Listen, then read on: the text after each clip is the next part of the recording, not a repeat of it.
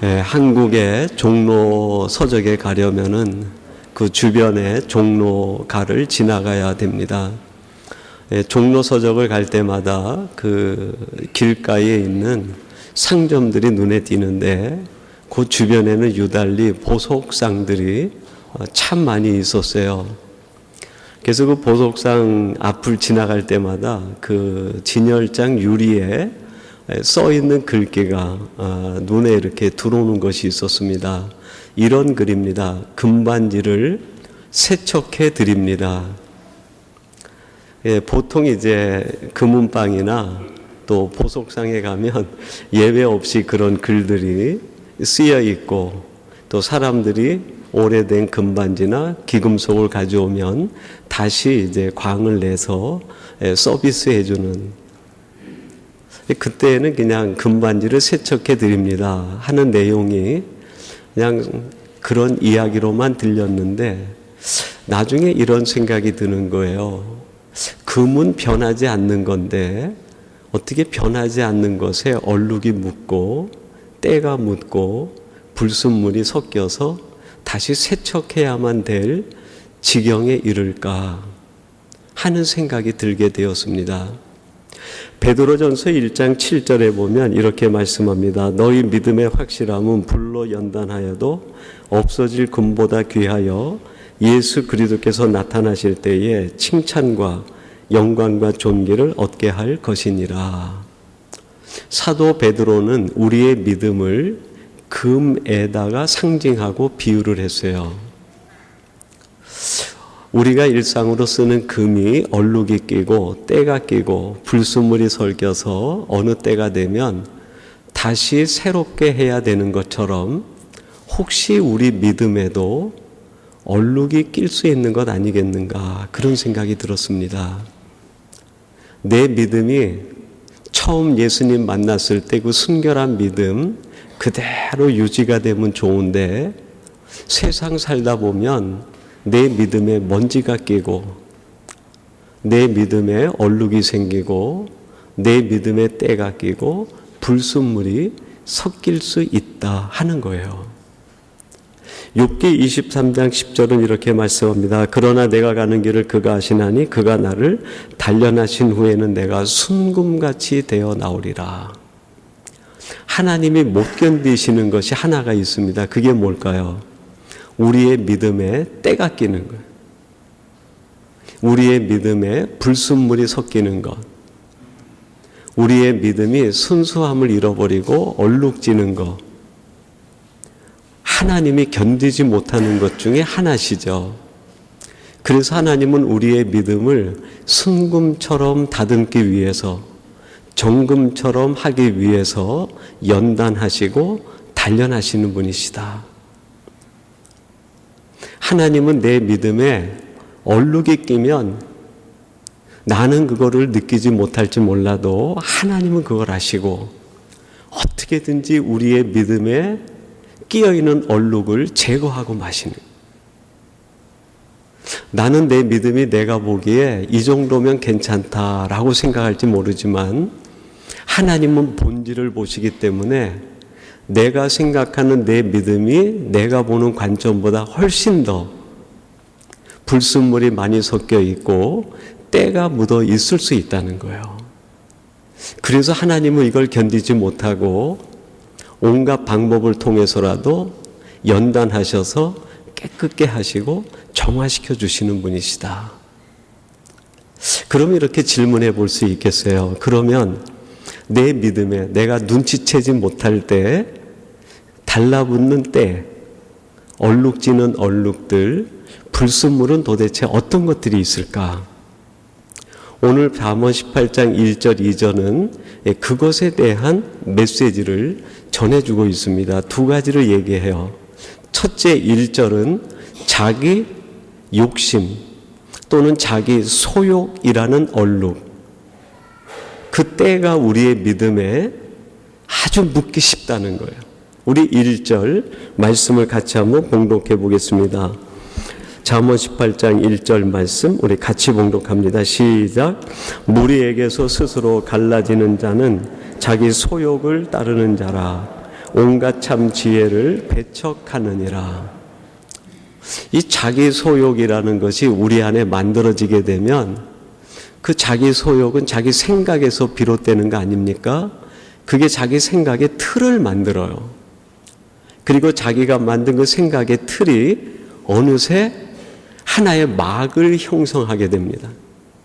그게 믿음의 막이면 좋은데 불신의 막을 만들어요.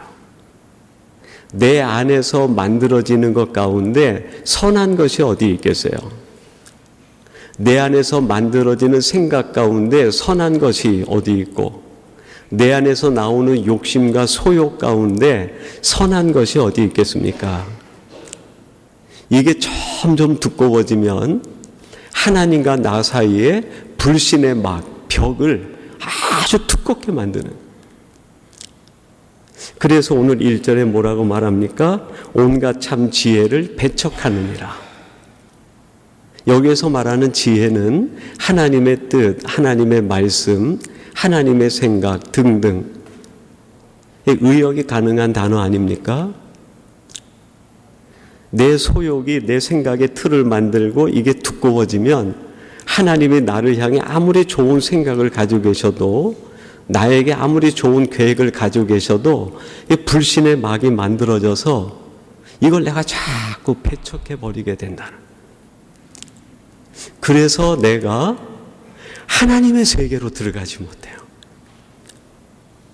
하나님의 말씀의 품으로 들어가지를 못하는, 하나님이 주시는 은혜의 세계로 들어가지를 못하는 거예요. 하나님은 우리를 말씀의 세계와 하나님의 세계와 하나님의 은혜로 계속 초대하는데, 내가 가지고 있는 소욕과 내 생각의 틀이 막을 만들어서 그걸 자꾸 배척하다 보니까 하나님의 세계에 들어가지를 못해요. 하나님의 은혜 속에 깊이 들어가지를 못해요. 충만한 말씀 가운데 들어가지를 못해요. 요한복음 3장에 보면 세례 요한의 제자들이 세례 요한에게 막 급히 달려옵니다. 달려오는데 마음에 분노가 차 있는 거예요. 뭔가 한 가지 사실을 보았는데 이게 그 세례 요한의 제자들 마음에 해결되지가 않아서 세례 요한을 찾아와 가지고 원망과 분노 섞인 이야기를 자기 스승인 세례 요한에게 쏟아붓습니다. 그게 요한복음 3장 26절이에요. 이렇게 이야기합니다. 그들이 요한에게 가서 이르되 라피여, 선생님과 함께 요단강 저편에 있던 이 곧 선생님이 증언하시던 이가 세례를 베풀매 사람이 다 그에게로 가더이다. 누구 얘기입니까? 예수님 얘기예요. 세례 요한의 제자들이 오래전에 세례 요한이 요단강에서 세례를 줄 때 한 젊은이가 와서 세례 받는 걸 봤어요. 그때 세례 요한이 예수님을 보고 나는 이분의 신들매를 풀기도 감당치 못하겠다. 세상 죄를 지고 가는 하나님의 어린 양이라고 메시아임을 알았어요. 예수님의 세례를 받으신 뒤에 요단강을 다시 건너서 예수님이 원래 계시던 나사렛, 게네사렛 호수 주변에서, 갈릴리 주변에서 사람들이 올 때 그들에게 말씀을 가르치고 그들에게 세례를 베풀기 시작합니다. 근데 점점 세례 요한의 공동체보다 예수님이 주시는 게네사렛 호숫가의 갈릴리 공동체가 점점 커지는 거예요. 그걸 세례 요한의 제자들이 보고 견디지 못하는 거예요. 아니, 세례 주는 거는 우리 스승인 세례 요한이 원조인데 원조는 점점 시들시들해져 가고 거기서 세례를 받은 한 분이 가서 세례를 주는데 거기가 점점 커지니까 이게 수용이 안 되는 거예요. 너무 불편한 거예요. 그래서 와서 세례 요한에게 얘기합니다. 선생님, 이게 어찌게 된 일입니까? 선생님이 세례를 준 그 사람이 저 요단강 저편 게네사렛 호숫가에서 세례를 주는데 거기에 사람들이 다 몰려가더이다. 다른 사람들만 가면 괜찮은데 세례 요한의 제자가 되겠다고 모였던 세례 요한의 공동체에 있는 사람들도 그리 흡수가 돼서 가는 거예요. 여러분, 세례 요한의 제자들이 왜 이렇게 마음에 불편과 분노를 겪었을까요? 그들의 틀이 그들의 소욕에서 만들어진 틀로 확고하게 짜졌기 때문이에요. 그들이 세례 요한의 제자가 돼서 세례 요한에게 함께 있을 때 그들이 가진 생각의 틀은 뭐냐면, 신앙이라고 하면 세례 요한의 공동체가 커지는 거야. 이게 그들이 가진 생각의 틀이었어요. 그들의 열심, 그들의 열정은 세례 요한 공동체를 크게 하는 거였습니다. 근데 하나님의 뜻은 뭐였을까요? 세례 요한의 공동체는 광야의 소리였어요. 예수님이 오시는 걸 예비하고 나면 사라지는 거예요. 이게 하나님의 뜻이에요.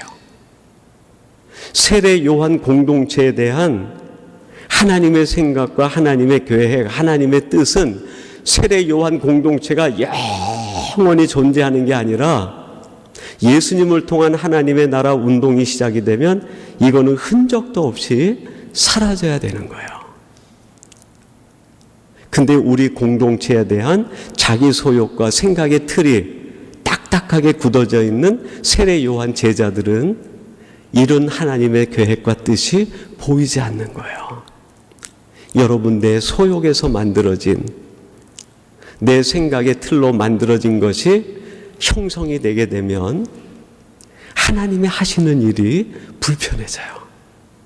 하나님이 하시는 일이 왠지 나하고 너무나 낯설어 보이고 이게 아닌데 하는 생각이 들어요. 세례 요한이 이렇게 세례 요한한테 얘기하니까 3장 27절에서 세례 요한이 이렇게 대답을 합니다.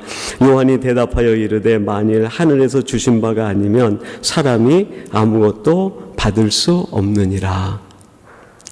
세례 요한이 그 이야기를 듣고 자기 제자들에게 뭐라고 얘기합니까? 이 일은 사람이 하는 게 아니야.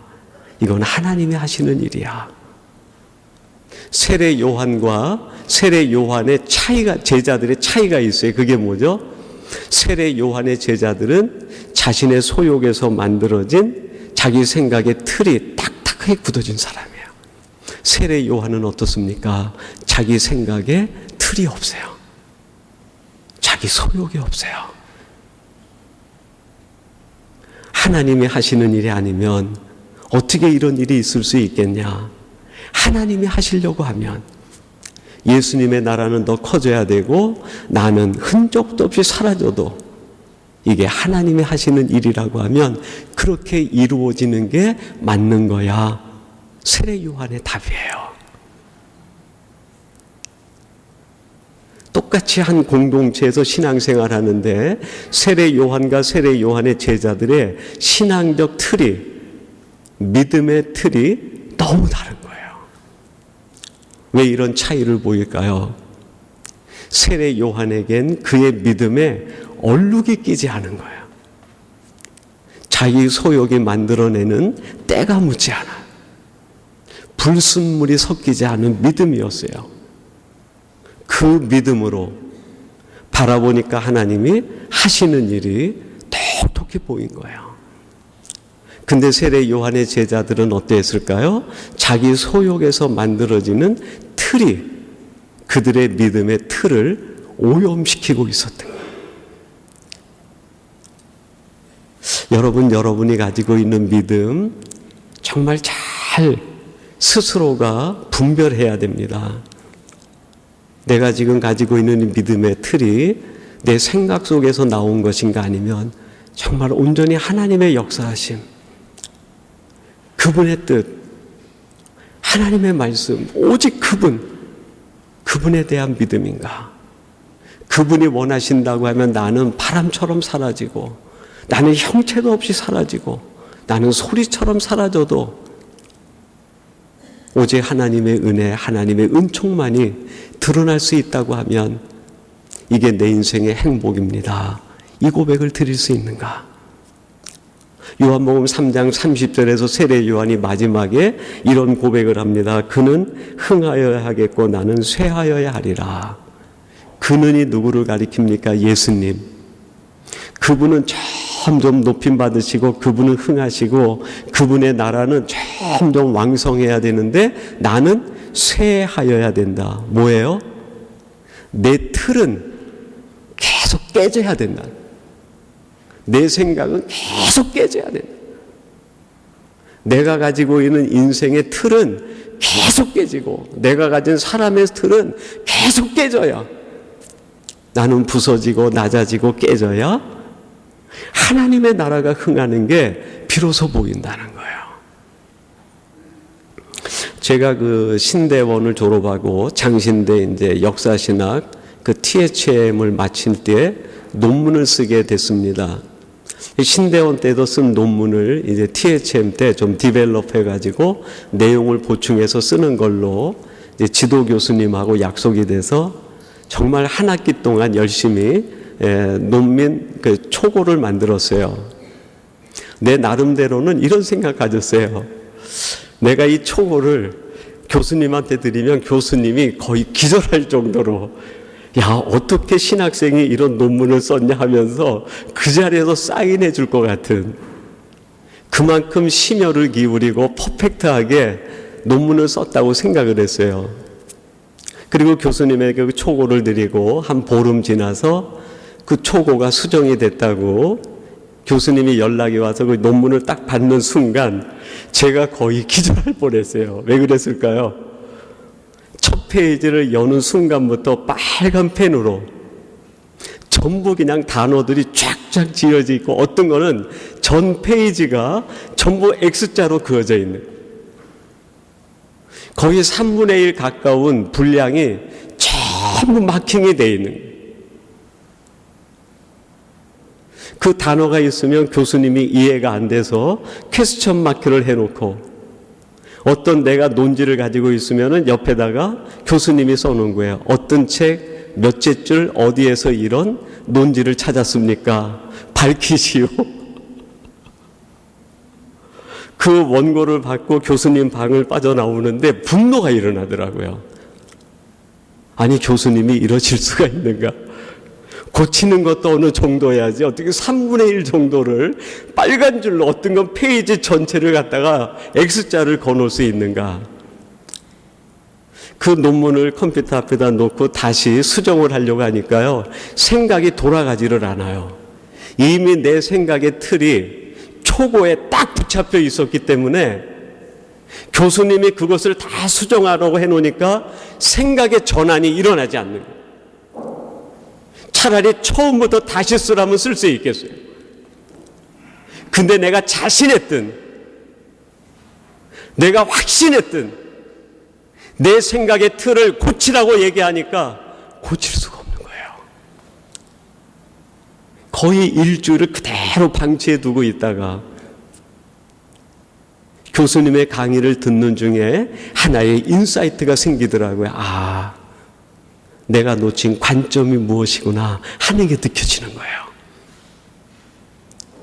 제가 쓴 논문이 에큐메니칼 그 일치에 대한 주제 논문이었는데 그 중에 내가 직제를 가지고 일치에 대한 문제를 쓰려고 했어요. 근데 교수님의 생각은 직제가 아니라 교리 문제로 접근하라는 거예요.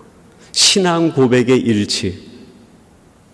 직제의 문제는 다양성이 인정돼야 된다. 장로교의 직제와 감리교의 직제와 침례교의 직제와 캐톨릭의 직제는 다양성이 인정돼야 된다. 우리 장로교 예배와 감리교 예배가 다르고 열린 예배가 다르고 침례교 예배가 다르고 순복음적 예배가 다 다릅니다. 그 형태와 직제로 가지고는 일치를 만들 수 없다는 거예요. 그게 아니라 신앙 고백. 예수님이 나의 구주고 그분이 내 생명의 주고 그분이 나를 구원하신 교리로 신앙 고백으로 일치를 볼 때 모든 교파가 일치할 수 있고 에큐메니칼 할 수 있는 게 아니냐, 그 인사이트가 오더라고요. 그리고 나서 제가 수정된 원고를 보니까 교수님이 말씀한 게 그거였어요. 그래서 그 부분들을 다시 수정하면서 교리에 관한 일치 문제로 쓰면서 수정을 두세 번 한 다음에 마지막 교수님이 심사위원장 거기에다 사인을 싹 해주시더라고요. 그 사인을 받고 나오는데 정말 구름 위를 걸어가는 것 같아요. 여러분, 내 생각의 틀을 바꾸면 하늘에 계신 하나님이 나에게 사인을 해주시는 거예요. 맞아, 이거야. 됐다. 이제 됐어. 너의 믿음 내가 이제 받을 만하고, 너의 인생 이제 내가 받을 만하구나. 여러분, 내 소욕이 내 믿음에 자꾸 덧붙이게 되면 믿음이 지저분해져요. 얼룩이져요. 때가 낍니다. 불순해져요. 두 번째, 우리 믿음에 붙는 얼룩, 때가 뭐가 있을까요? 2절 말씀 우리 같이 한번 봉독해 보겠습니다. 2절 같이 봅니다. 시작. 미련한 자는 명철을 기뻐하지 아니하고 자기의 의사를 드러내기만 기뻐하느니라. 하나님의 말씀을 듣기를 기뻐하지 않고, 하나님의 지혜를 기뻐하지 않고 내 의사만 계속 얘기하기를 즐거워한다. 여러분, 이거를 뭐라고 표현할 수 있을까요? 저는 이게 교만이 아닌가, 그렇게 정의를 해보았어요. 겸손한 자는 하나님이 하시는 숨소리까지 들어요. 하나님이 하시는 신음소리까지도 듣습니다. 하나님이 하늘을 쪼개듯 큰 소리로만 해야 듣는 것이 아니라 지나가는 말로 하는 말씀도 겸손한 사람은 귀가 열려서 그 소리를 들을 수 있어요. 근데 교만한 자는 내 귀에다가 하나님이 확대기를 갖다 놓고 소리를 질러도 들리지 않는 거예요. 듣지 않는 거예요. 내 이야기만 하기를 기뻐하고 즐겨합니다. 이 교만이 얼마나 무서운 죄입니까? 여러분, 내 마음 깊은 뿌리에 교만이 자라기 시작하면 하나님의 소리가 들리지 않아요. 영적 소경이 돼가지고 내 곁에 계신 하나님이 보이지 않습니다. 이런 사람이 실제 있었어요. 누굴까요? 누가복음 23장에 예수님이 십자가에 달릴 때 양쪽에 두 강도가 함께 집행을 당합니다. 그때 왼쪽에 있는 강도가 지금 자기 옆에 예수님, 하나님이 계시는데 알아보지 못하는 거예요.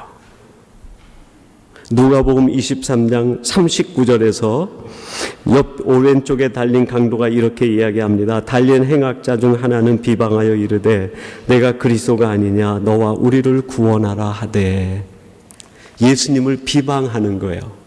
왜 비방할까요? 내가 더 크다라고 생각하니까, 내가 더 높다라고 생각하니까, 나보다 낫다라고 생각되는 예수님을 비방하는 거예요.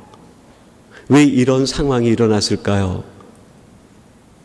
그의 마음에 교만의 죄가 깊이 뿌리를 내렸기 때문이에요. 여러분, 우리가 교만에 사로잡히면 내 곁에 계신 하나님이 보이지 않아요. 그분의 말씀이 들리지 않습니다. 예수님께서 십자가 위에서 7마디를 합니다. 그걸 가상칠언이라고 그래요.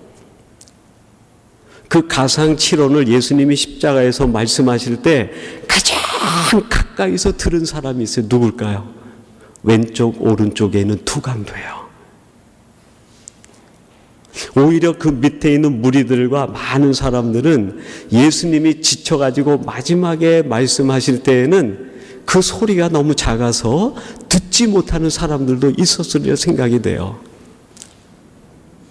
근데 오른쪽 왼쪽에 있는 강도는요, 예수님이 하시는 숨소리까지, 예수님이 하시는 그 신음소리까지 다 귀에 들리는 거예요.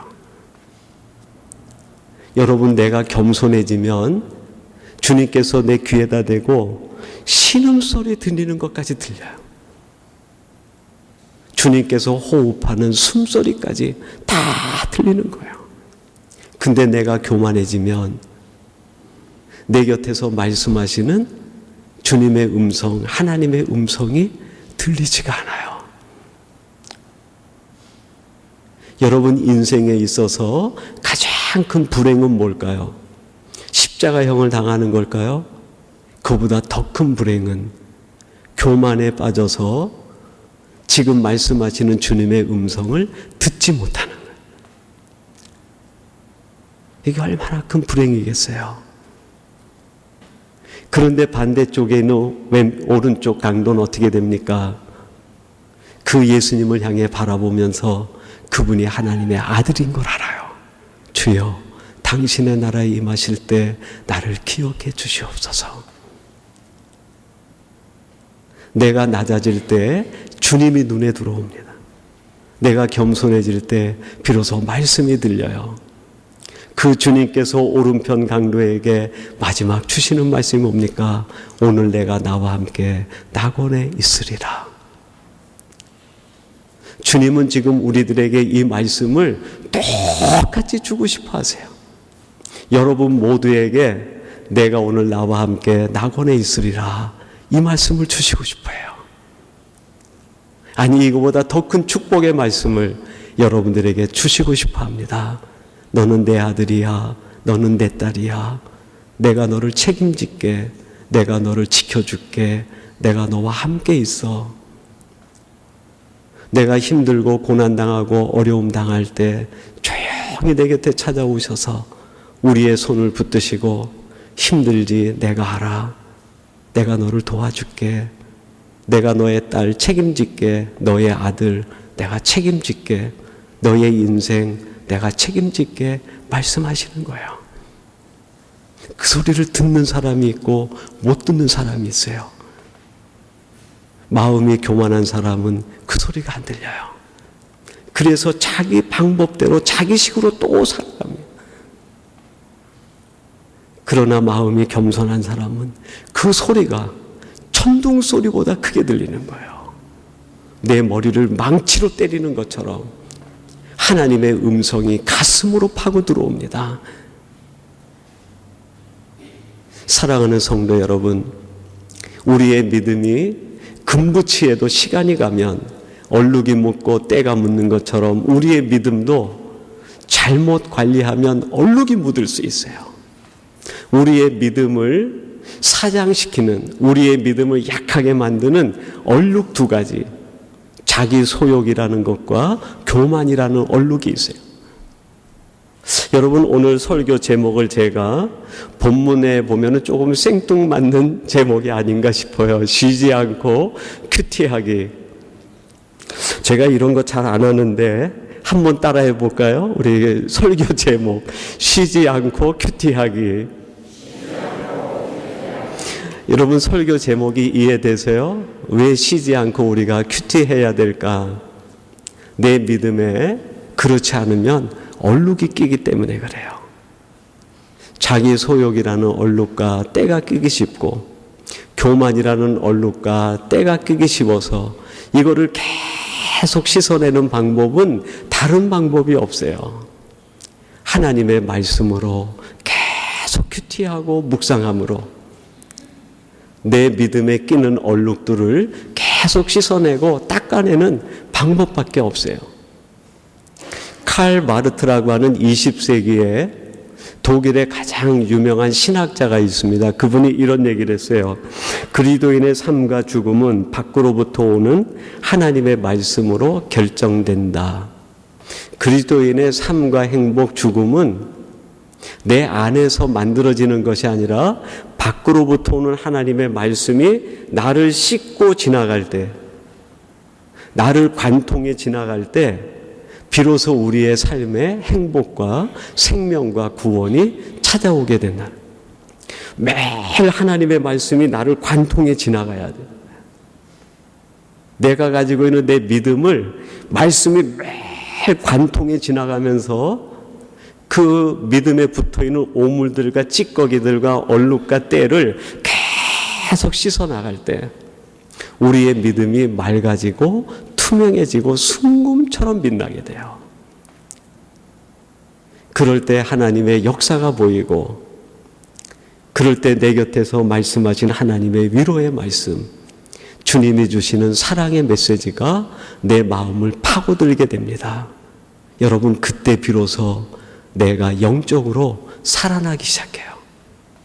그때 내 안에 잠들었던 은혜가 깨어나기 시작합니다. 그때 내 안에 믿음의 열정이 다시 살아나기 시작해요. 그때 비로소 우리는 하나님과 더불어 깊은 교제 속에 들어가는 사람으로 살아가게 됩니다. 사랑하는 성도 여러분, 지난주에도 말씀드렸지만 큐티 묵상이 낯선 분들이 있으리라 생각이 돼요. 왜 이거 그냥 개인적으로 혼자 하면 되지, 주일날 이렇게 목장 마을 만들어서 함께 해야 돼, 어색할 수 있어요. 내 취향하고 다를 수 있습니다. 그런데 여러분, 신앙생활은 내 취향대로 하는 게 아니에요. 하나님이 원하신다면 내 취향을 포기하고 하나님의 원하심을 수용할 필요가 있어요. 이제 2019년 9월부터 저희들이 2차 목장 마을이 또 시작이 됩니다. 여러분, 기대감을 갖고 하나님께서 어떤 말씀을 내게 주실까? 나를 살리기 위해서 하나님이 준비한 말씀은 무엇일까? 이 말씀을 통해서 하나님이 우리 가정, 우리 자녀들에게 뭘 계획하고 계시는가?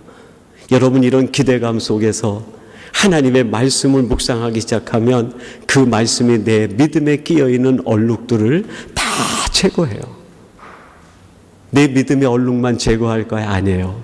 자녀들을 덮고 자녀들을 공격하는 세상의 모든 유혹들도 다 벗겨주시는, 우리 가정을 우울하게 만들고 우리 가정을 힘들게 만나는 환난과 고난도 다 물리쳐 주시는, 그걸 우리가 믿는 거 아닙니까? 말씀의 능력. 내가 할 수 있는 게 아니라 하나님이 하시고 말씀이 역사하고 그 말씀을 내가 받아들여 그 말씀이 내 믿음을 관통하고 나갈 때 여러분, 우리는 내가 생각하는 것보다 더 능력의 사람이 됩니다. 내가 생각해도 깜짝 놀랄 만한 놀라운 일들이 우리 가정과 나를 통해 이루어지게 돼요. 이 기적과 은혜를 매일 누리는 우리 복된 성도들이 되시기를 주님의 이름으로 축원합니다. 우리 같이 기도하겠습니다. 하나님 아버지, 우리들 믿음이 순결한 줄 알았는데 정금에도 시간이 지나면 때가 끼고 얼룩이 끼는 것처럼 우리의 믿음에도 불순물이 설기고 때가 끼는 것을 알았습니다. 하나님, 자익이 소욕이라는 때가 끼지 않게 하시고 교만이라는 얼룩이 지지 않나 우리의 믿음이 순금보다 정금보다 순결하여져서 하나님이 하시는 역사를 보게 하시고 하나님이 주시는 음성을 들을 수 있는 귀가 열리게 하여 주시옵소서. 예수님의 이름으로 기도하옵나이다. 아멘.